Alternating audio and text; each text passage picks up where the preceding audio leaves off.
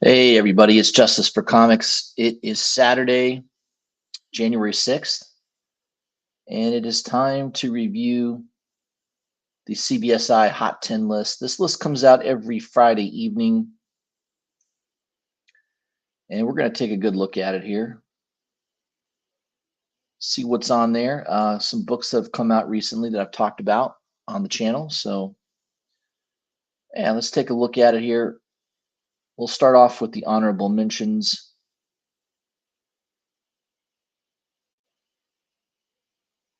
Let's wait for the page to load here. All right, first one here is Journey into Mystery number 6. Book was written by Stan Lee back in the day, an early Stan Lee writing gig for him. Bill Everett is the artist, especially the cover artist, and it is a classic Stan Lee horror. A best offer was taken on a CGC 4.5 for $5,750, and apparently, according to our friends here at CBSI, it's been 10 years since this book sold at this grade. And I guess 10 years ago, it sold for $650. So, yeah, pretty good return on your investment, right? Hell, about 9 times your money. That's pretty good in 10 years. I don't know that the stock market would give you a better return. Yeah, it's pretty damn good. Case to be made. So, congratulations to the collector that bought it 10 years ago at $650. He's done pretty well, I would say. The other one is Transformers number 1. I have this book in my collection. I don't have a 9.8 though. I have a 9.6. I think it's a direct copy, but a 9.8 newsstand. Yeah, it's going to go for pretty good money. Just sold for $3,750. Of course, Transformers had a movie come out this past year. I've actually started watching it. I fell asleep though. And it's nothing to say against the movie. If I start a movie at 9 o'clock at night, I have a hard time getting through it. But it looked pretty good. I think it was the Transformers Beast War, was it? I think Beast War, something like that.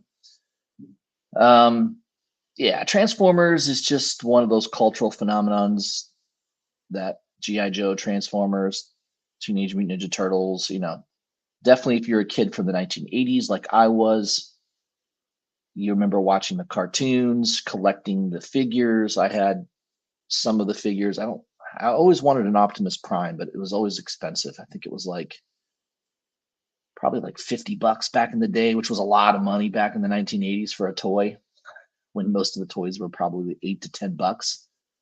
So yeah, I never got an Optimus Prime, but I was definitely into that genre, especially the cartoons. So there's a lot of people like me who now are older, have money, and we can shell out the cheddar for $3,750 for a book that we covet and want to have in our collection. But I'm pretty happy with the 9.6 graded copy. So this is a Bill Sienkiewicz cover. Yeah, direct copy of a 9.8 will only fetch about $1,500. I think my 9.6 graded I got for I think it was around $350. So I got a pretty good deal on it.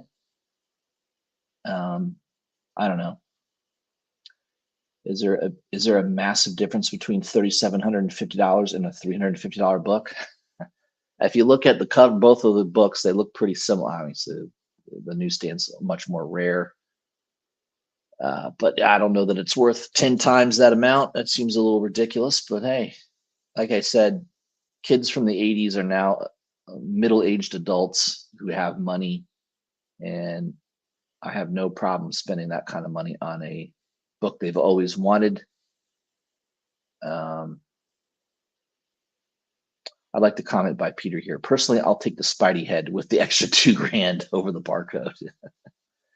I kind of agree. A newsstand, yeah.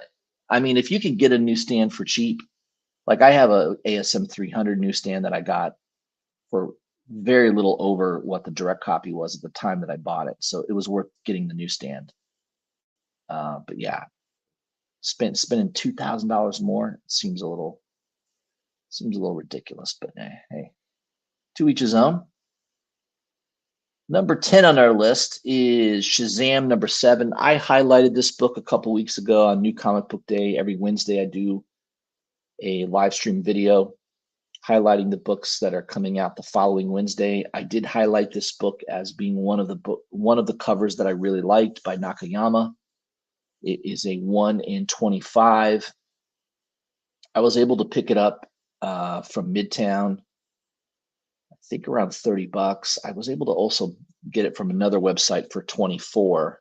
So I got it, pretty close to ratio pricing. Now it's selling between $60 to $70. Probably going to settle back down around that $40 to $50 level. It's a great cover by Nakayama. There's no doubt about it. As soon as I saw it, and I don't read Shazam. I don't read most DC books. I'm not a big fan of Mark Waid's writing, but man, that cover is so good.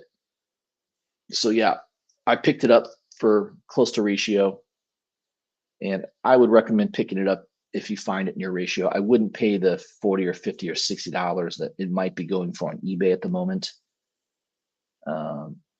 I kind of agree with Peter here. He says, we'll see if this can follow the recent DC trends on hot 1 in 25s or if the market is getting ahead of itself. Yeah, I think for a couple weeks, there's a premium paid on some of these 1 in 25s that have a hot cover, and then I think the price settles back down. So if you missed this, give it some time. I think you could get it below $40 at some point in the near future. You just have to be patient. Put that on your saved watch list on eBay, and maybe you can find a shop that has it on the shelf for cheaper. Who knows? But that's one that I like, that I would just give it a little time if you couldn't get it for ratio. Number 9 is a great oldie, Marvel Spotlight number 5, definitely a top Bronze Age book. Is it bronze or copper? I think it's bronze, right? 20-cent book. Yeah, that's bronze. 1976 when this came out? 77? Mid 70s. 6.5 just sold for $1,300. I guess down from 1,500. Oh no, it went for 1,500, up from 1,300 from the previous week. Yeah, this is a tough book to find at high grade.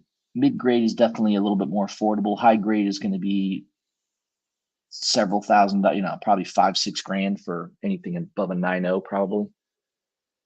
Just black cover, mid 70s. This is just not an easy book to find at high grade. I remember when I bought some books a long, long time ago, about 15 years ago, and one of them I could have bought was Marvel Spotlight number 5. I think at the time it was a 9.6 or a 9.8. It was really high grade, and it was CGC slabbed. And I think I could have got it for under $2,000. I should have done it, but I don't know. I guess I wasn't into Ghost Rider that much. But I think this book is always going to be a book that's going to be talked about. Potential Marvel movie down the road. Who knows? Spirit of Vengeance. It's always a good one to have in the collection if you can afford it. It's a classic cover. It's been homaged a million times. So it's always going to be a book that people are going to want. All right, next one on the list here, number 8, Daredevil number 9, first appearance of Echo. The Disney Plus series is dropping on Tuesday, and we'll have to see if it's any good. I don't know. I'm going to reserve judgment. I may watch the first couple episodes. If it draws me in, then it'll be good. If it seems boring, it probably won't be good. So I don't know that there's a lot riding on this comic book. I mean, the comic book's getting a little bit of an increase. 9.8 selling around $240 to $250. Normally around $200. But this was a book that was much more expensive a year or two ago when Echo made her first appearance in that Hawkeye series. This book was pretty hot at the time. I do have a copy in my collection. I think I have number 9 and number 10. I think number 10 is her first cover appearance, if I'm not mistaken. So I think they're good books to have in the collection long term. It's a decent character from the Daredevil universe. I don't know if the Disney Plus series will add any value to it or not. We'll have that remains to be seen. I guess we'll find out next week. But either way, a good book to have. I bought it years ago for cheap. I think I paid $30 or $40 raw for my copy. It's in high grade. Um, yeah, I don't plan on selling it anytime soon. Number 7 is Amazing Spider-Man number 50. First appearance of the Kingpin. Obviously, he's going to be in the upcoming Echo series. Um, potentially Daredevil Born Again. I mean, he's just a major character in the Spider-Man and Daredevil universe. Um, it's always going to be a classic cover. It's been homaged a bunch of times. John Romita Sr., Stan Lee writing. I mean, it's just a classic, the classic key to have in your collection. I don't have the original. I've got obviously I have one of those Mexican reprints, the foil reprint. But a 7.5 just sold for $1,900. Yeah, this has always been a tough book to get in high grade for some reason. I don't know why. Just 9.6 or 9.8 would be very, very rare to find in this issue. But yeah, it's definitely a key book. Always a good one to have in the collection. First appearance of Kingpin. He's a major villain. He's always going to be a major villain. Number 6 is a recent book that's been hot. It's been on the top 10 list a couple times now in the last 6 months, or last 3 months rather. Beneath the Trees Where Nobody Sees, issue number 1. It's kind of a Winnie the Pooh story. Just add a little serial killer to it, serial killer bear. It's well written. Patrick Horvath should be given a lot of credit. I could definitely see him winning an Eisner Award this coming year. He should. It's a great title. It's done very, very well. Second printings have sold out. It's probably going to go to a third and fourth printing. 9.8s have gone up. The regular cover 9.8 is now $200. The 1 in 50, there's not been any listings. There was a 9.6 that just got listed last night, a 9.6 of the 1 in 50, and someone's asking $650 for that. I do have a 9.8 coming, a 9.8 of the 1 in 50. I paid just under $200 for it. So I'm pretty sure I've more than doubled my money, probably tripled my money, especially if that 9.6 ends up selling anywhere near that $600. That 9.8 is definitely going to be worth more than that. Yeah, we'll see. I mean, a lot of these independent books, they're hot for a year or two. Hell, I mean, go back and I don't know if you guys remember Animal Castle. That was a hot book a couple years ago. 8 covers were going for 30 or $40. You know, incentive covers were going for even more. That has all come back down. So it just depends on the writer, Horvath, if he can keep the series interesting and keep it going. If there's some longevity to it, I think this book could continue to do well. How much more upside does it have? I don't know. I certainly don't know that, but it's definitely a good read. I've read the first 2 issues. Can't wait for issue 3 to come out. It's definitely a pretty solid read. Number 5 is The Fall of the House of X, number 1. This is a great cover. I haven't read the book yet, but you've got a nice Artgerm Virgin variant. This is a 1 in 100 or 1 in 50 rather, not a 1 in. Usually Artgerm does 1 in 100, so it's a little rare to see him do a 1 in 50. The one I can't remember who did the 1 in 100. I know there is a 1 in 100 on this issue, but the 1 in 50 seems to be the one everybody wants. It's Artgerm. He's a highly collectible artist. And I think it's going between 80 and 120 right now. Oh yeah, Inhook Lee did the 1 in 100, which is selling around $60. So yeah, Inhook Lee definitely not as in demand as in Artgerm. I think Artgerm is just art is subjective. Who's better artist? I think Inhook Lee has done some great artwork as well, but I think there's a little bit more passion behind the collectors of the Artgerm Virgin variants. They seem prices seem to hold up better. So I don't expect this to ever come down to $50. If it does, I would grab a copy. I think I got my copy. I wasn't able to get it on pre-order. It sold out that fast on pre-orders. So I wasn't able to get it for $50. I think I paid $67 for it out in Midtown. So I paid a little bit more. I paid more than ratio for it, but certainly didn't pay 80 to 120 range. I don't see this book going down below 70 anytime soon. But if you can get it in your ratio, if you find a shop that has it for $50, $60, I would pick it up. Number 4 is Predator versus Wolverine, issue number 4. Yeah, I mean, this is a good cover. Who doesn't like to see a bunch of different Wolverine heads on a wall? So I guess this is what the Predators travel between universes and is hunting all types of different Wolverines. It's kind of a cool looking concept. I like it. Joshua Cassera did the artwork here. I don't think the art is exceptionally that great. I just think the design of it's really nice. The concept of it, the Wolverine heads on a wall. You got his arm, his claw arm on the wall. I mean, it's just a cool image. It is a 1 in 25. It's selling around $70 to $80. I think there was a couple sales though recently around 40. I would say $40 is not a bad price. I don't think you're going to see it at 25 bucks. I mean, it's just too good of a cover. So yeah, Predator versus Wolverine. I love it. I love the matchup. Obviously, Wolverine should win since he can heal from just about any wound. Don't think the Predator has quite that advantage, but Predator also is able to camouflage himself. Although couldn't Wolverine smell him anywhere? So I don't know. It sounds like an interesting matchup. I haven't read the first couple issues yet, but I have that on my to-do list this coming week. But it sounds like a great concept. So I love that cover though. Number 3, Beneath the Trees Where Nobody Sees, issue 2. I got the 1 in 25 black and white variant. I didn't pick up the A cover. I probably should have. Now already selling for $20 to $25. Second print is coming. So yeah, I'll probably pick up the second print on this. But yeah, it's a good read. I read the first 2 issues. And spoiler alert, Miss Piggy meets an unfortunate end. So yeah.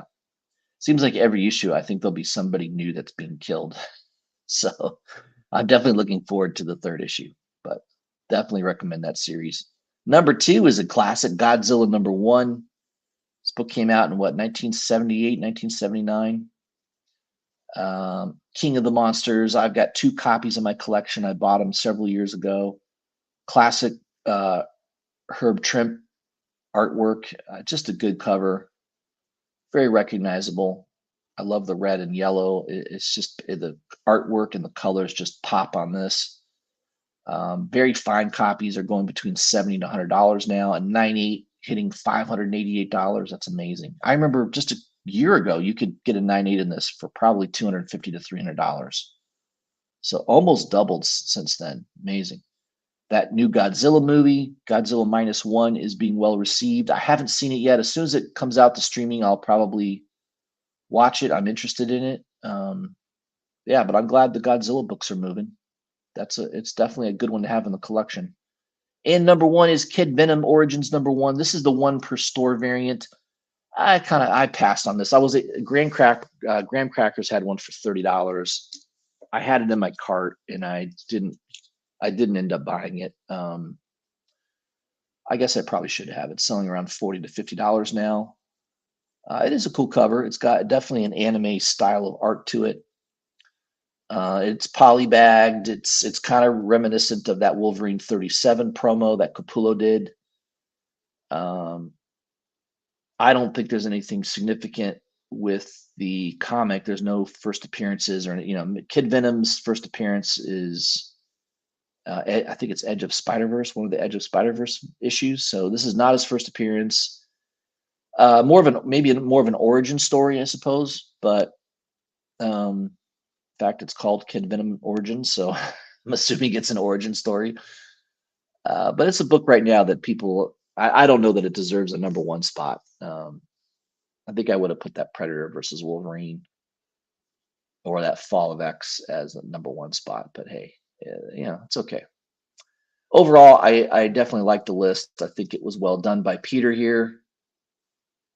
Peter, whatever the hell his name is. Still don't know who he is. I'd like to get his Instagram so I can message him. I like to message people and get input from them. Overall, though, I like the list. It's good. What do you guys think? Was it a good list? Who knows? GTK Comics says, I got that one per store waiting for me at my LCS unless it mysteriously gets lost. That happens.